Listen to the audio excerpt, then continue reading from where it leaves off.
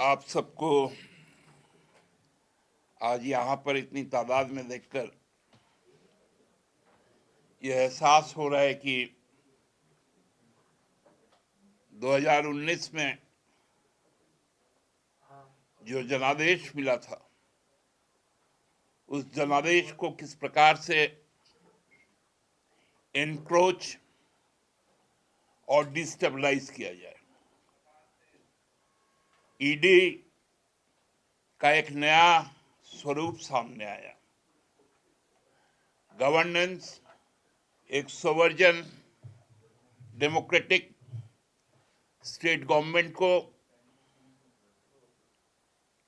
उसके गवर्नेंस को किस प्रकार एनक्रोच किया जाए, डिस्टेबलाइज किया जाए, उसकी एक पूरी परिकल्पना 2020 में रची गई।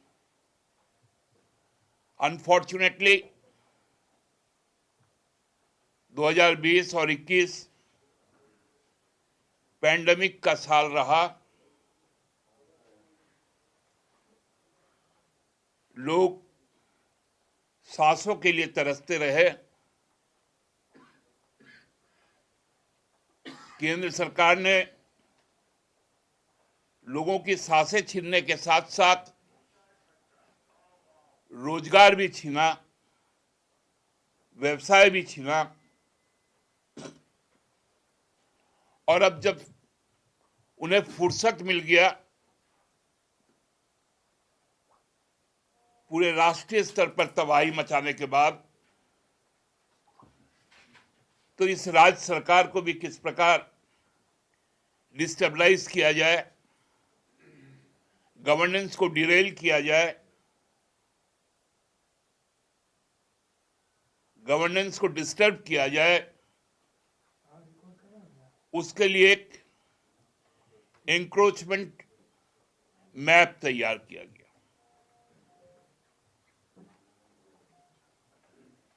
हमें समझ में नहीं आता कि मनरेगा का घोटाले की जांच जो सीबीआई कर रही थी, उसको ईडी ने टेक ऑफ किया, और वो जांच, ईडी का जो गठन का उद्देश्य था, जो इकोनॉमिक ऑफेंस है, वो नहीं करके माइनिंग लिस्ट पे आ गया। अजीब विडंबना। इसकी स्क्रिप्ट इस प्रकार से लिखी गई कि येन केन प्रकारन जब राजनीतिक रूप से परास्त हो जाए आदमी, तो मोहरा बनाया गया राष्ट्रपति चुनाव में एक आदिवासी चेहरे का, और बलि लेने का मन बनाया गया एक आदिवासी मुख्यमंत्री का। उसके पीछे तमाम लोग लगाए गए। भारतीय जनता पार्टी द्वारा एक कंप्लेन किया गया। माननीय राज्यपाल जी ने चुनाव आयोग से उसके पर मंतव्य मांगा। आज लगभग हमको लगता है 3 महीने बीत गए, उस पर उनका कोई कमेंट तक नहीं आया। रांची से दूर और नागपुर से नजदीक रायपुर में बैठकर माननीय राज्यपाल जी ने कहा कि हम सेकेंड ओपिनियन ले रहे हैं। माननीय राज्यपाल महोदय, क्या हम लोग इतने मूर्ख व्यक्ति हैं? क्या हम नहीं जानते कि आपको चुनाव आयोग से जो आया है रिकमेंडेशन, उस पर सेकेंड ओपिनियन किसका होगा? क्या कोई डॉक्टर या कोई वकील का कोई जब रिकमेंडेशन आता है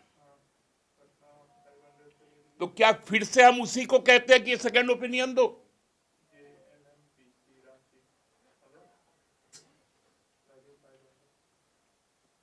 यदि जो रिकमेंडेशन किया है उसी को बोल रहे सेकेंड रिकमेंडेशन दो, उसके पहले क्या चला? नेशनल मीडिया में पूरा नैरेटिव सेट किया गया कि मुख्यमंत्री बर्खास्त किए जा सकते हैं,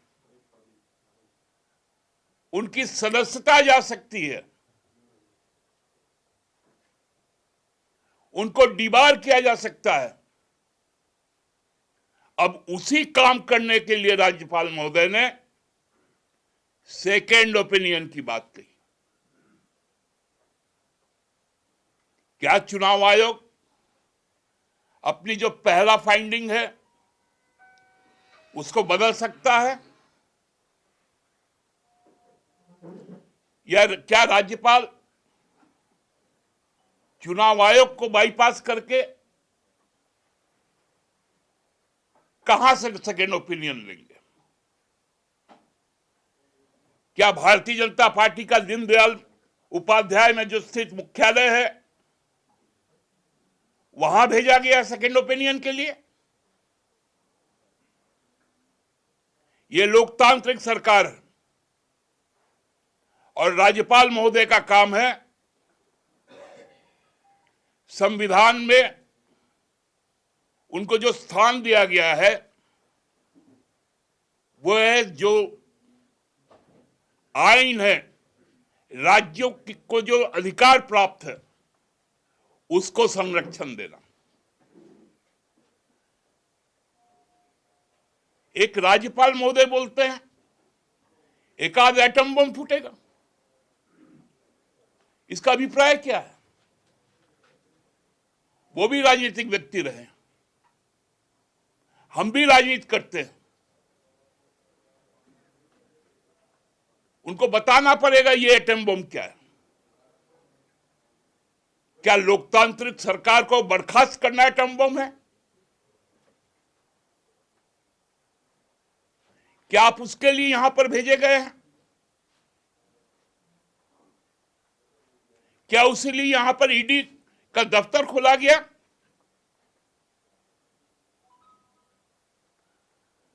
हर तरफ से जब लोग थक गए, सरकार गांव गांव तक पहुंचने लगी। आज भी माननीय मुख्यमंत्री यहां से लगभग 500 किलोमीटर दूर साहेबगंज में लोगों से एक दूसरे से बात कर रहे हैं, योजनाओं की समीक्षा कर रहे हैं, नई योजनाएं ला रहे हैं। उनके विधायक मंच से,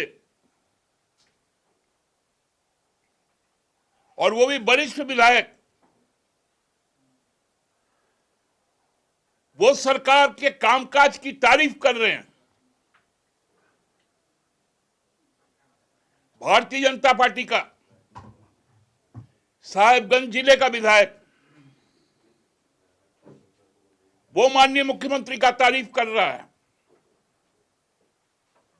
और यहां पर खोचर करने के लिए बाहर से आदमी बुला के रखें। एक एक झारखंडी, 3.5 करोड़ झारखंडी अपने नेता से संवाद स्थापित कर रहा है, अपने मुखिया से संवाद स्थापित कर रहा है, उसमें इन लोगों को तकलीफ हो रही है।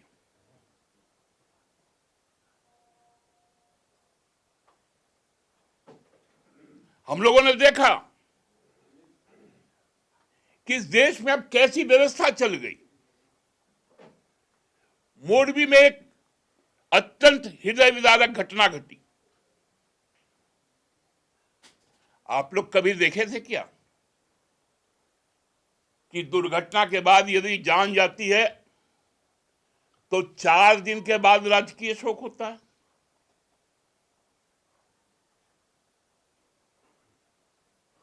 आदमी तो जिस दिन उसकी जान जाती है उसी दिन से शोकग्रस्त हो जाता है, और 4 दिन में तो वो संभल जाता है। यहां 4 दिन के बाद शोक इसलिए घोषित की गई ताकि प्रधानमंत्री जी वहां पर राजकीय कार्यक्रम कर सके।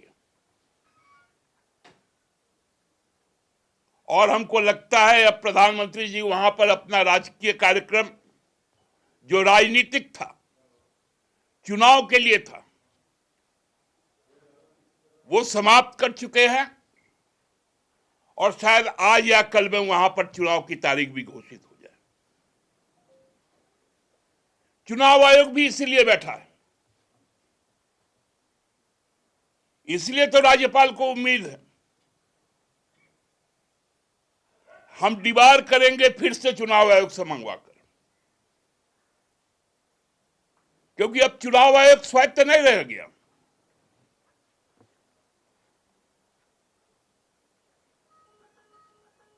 चुनाव आयोग यदि स्वायत्त रहा होता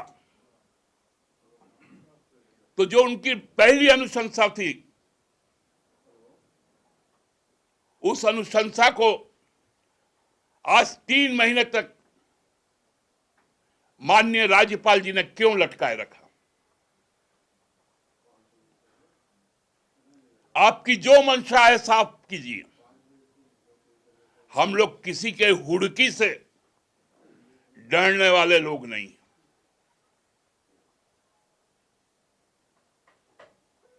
खनिज हमारा, ताकत हमारी, और राजनीतिक फुटानी तुम्हारी, ये नहीं चलेगा। हम लोग भी जानते हैं राजनीतिक मुकाबला कैसे किया जाए।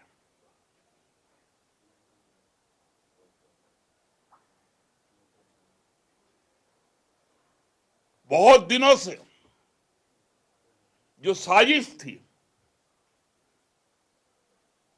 वो साजिश अब खुलकर सामने आ गई, ब्लैक एंड व्हाइट में सामने आ गई।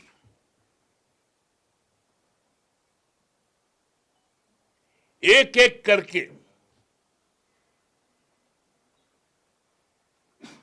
लोगों को ब्लैकमेल किया जा रहा है, कहानियां गढ़ी जा रही हैं ताकि सरकार विचलित हो जाए। क्योंकि मुख्यमंत्री को छत्तीसगढ़ भी जाना है, आदिवासी महोत्सव में बनाने का तो बना दिए आदिवासी राष्ट्रपति, लेकिन कितना नफरत है आदिवासी समाज से, वो भारतीय जनता पार्टी का झलक के सामने आ गया।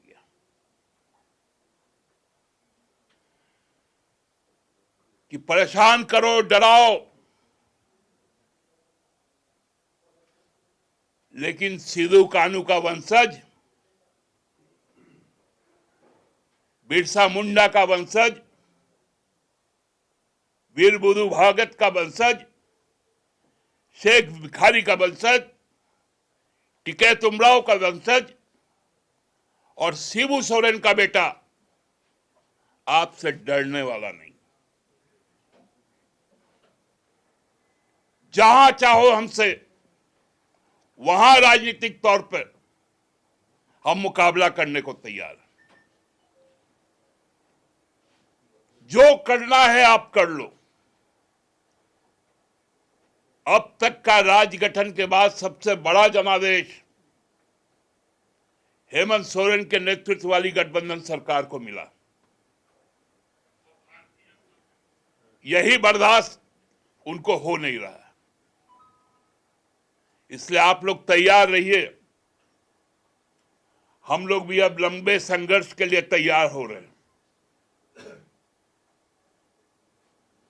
अब सड़क से लेकर सदन तक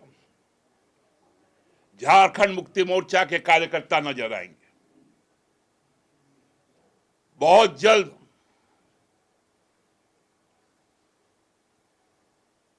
हमारे उसी रूप में, उसी तेवर को आप देखेंगे जो 4 दशक तक हम लोगों ने निभाई और झारखंड को अलग किया। हम इतने जल्दी हार मानने वाले लोग नहीं हैं। हम उन्हें बताएंगे कि आपने गलत नंबर डायल किया। आज इसी बात को आप लोगों से कहना था, हमने कह दिया और अब हम आगामी दिनों के आंदोलन के लिए अपनी तैयारी कर रहे हैं, गोलबंदी कर रहे हैं। वो स्वरूप भी आप लोगों को बहुत जल्द सामने मिलेगा। क्या कल मुख्यमंत्री जाएंगे ईडी दफ्तर? यदि उनके पास में समन आया है तो निश्चित तौर पे उनके जो विधि विशेषज्ञ हैं, उनकी जो सलाह होगी उस अनुरूप माननीय मुख्यमंत्री जी निर्णय लेंगे। दादा कल सभी कार्यकर्ताओं को कॉल किया है आप लोगों ने एकजुट होने के लिए? हम लोगों ने कॉल नहीं किया। लोगों में आक्रोश है। लोग हमसे बार बार पूछ रहे हैं। हमने कहा कि चूंकि अब हेमंत जी लौटेंगे, उसके बाद यूपीए विधायक दल की बैठक भी है, उस बैठक में क्या निर्णय होता है उसके पश्चात ही कुछ सामने बातें आएंगी। तो कल अगर मुख्यमंत्री जाएंगे तो पार्टी अपनी तरफ से कुछ तैयारी करके रखी है कि कार्यकर्ता क्या हर जगह उसका प्रोटेस्ट करेंगे या घेराव जैसे राहुल सोनिया गांधी गई थी तो कांग्रेस लोग किए थे। देखिए, हम किसी पार्टी का अनुकरण की बात नहीं करते हैं। हमारा अपना कार्यक्रम होगा और हमारा अपना कार्यक्रम अपने जो विधायक दल है, हमारे जो वरिष्ठ लोग हैं, उनसे विचार विमर्श के बाद हम लोग निर्णय लेंगे। दादा एक बात आई जो कि ये जो कल पूछताछ की जो समन की बात आ रही है, उसमें ईडी ने झारखंड पुलिस को भी और सीआरपीएफ को भी सिक्योरिटी के लिए बोला है ईडी ऑफिस में। तो क्या मतलब ऐसा है पार्टी के तरफ, जैसा आप बोल रहे हैं कल कार्यकर्ता भी जुटने वाला है, तो क्या वहाँ धरना प्रदर्शन हो सकता है? नहीं, आपको किसने कहा कि मैंने कहा कि कार्यकर्ता जुटने वाला है? आपने बोला कि लोग बोल रहे हैं। लोग कह रहे हैं, हम लोगों को करना क्या है। हम लोग बोल रहे हैं धैर्य रखो, बताया जाएगा। ये आप कह रहे हैं कि और आपकी जिला कमेटी तो कह रही है कि मोराबादी में कल महाजुटान है। हाँ, आपकी जो जिला कमेटी है उनका तो कहना है कि कल सब लोग जुट रहे हैं हम लोग। अब ये जिला कमेटी का निर्णय आप केंद्रीय समिति से पूछ रहे हैं कि पार्टी से तो अलग नहीं है ना। नहीं, ठीक है, वो सब कार्यकर्ता स्वतंत्र है अपना निर्णय लेने। दादा ये आप कह रहे हैं कि सड़क से लेकर सदन तक जेएमएम नजर आएगी संघर्ष करते हुए और जो पुराने दिन हैं वो अब झलक वो दिखेगी। तो आप क्या कह रहे हैं कि सड़क पर भी आप रहेंगे और अब सदन के अंदर भी जो आपको बहुमत मिली है उसके आधार पर आप लड़ते रहेंगे? ये सब जो चल रहा है, सम्मान देना, ईडी की कार्रवाई और बाकी कार्रवाई, वो अपने अलग रहेगी, आप अलग एक संघर्ष की तरफ रहेंगे? निश्चित तौर पे देखिए, सदन की जो लड़ाई है वो सदन में रहेगी और सड़क हमारा प्यारा जगह है, हम सड़क पर रहेंगे। बहुत ज्यादा वातानुकूलित कमरे में रहने वाले लोग हम लोग नहीं। हम लोगों को अच्छा लगता है जंगल झाड़, नदी नाला,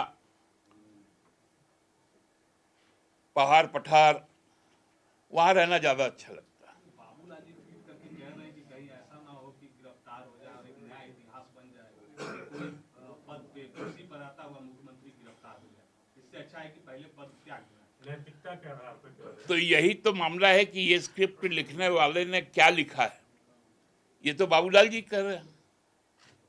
ये तो स्वीकार कर रहे लोग कि हम लोगों ने ये स्क्रिप्ट लिख कर रखा है। तो बताइए, एक लोकतांत्रिक सरकार को इससे ज्यादा क्या इंक्रोच हो सकता है और क्या डिस्टेबलाइज किया जा सकता है, यही तो ईडी का नया नाम है।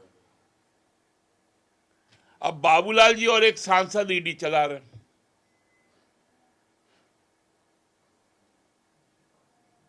क्या स्थिति होगा?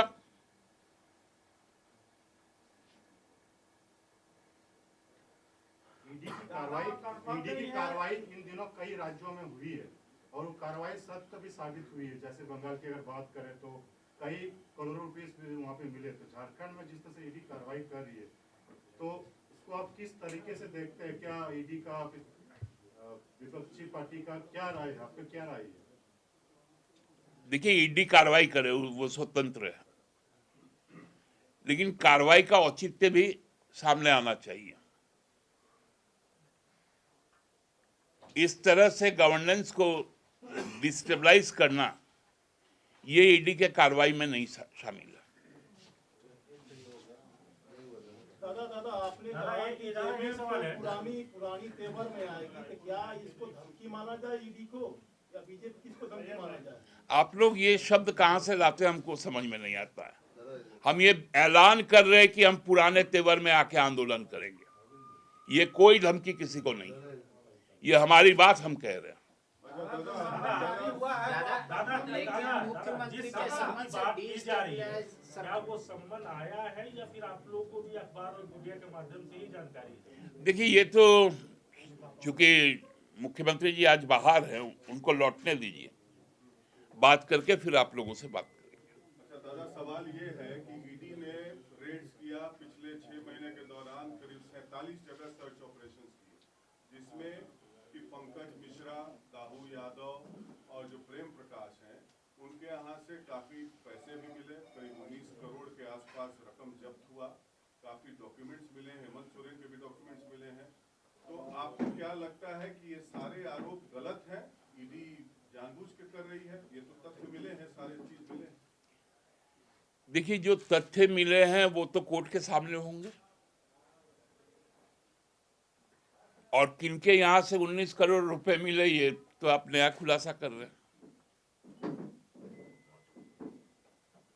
तो इसलिए ये सारे संबंध में ईडी तो का जो प्रेस कम्युनिकेशन हुआ है उसमें तो ये तथ्य नहीं आए थे।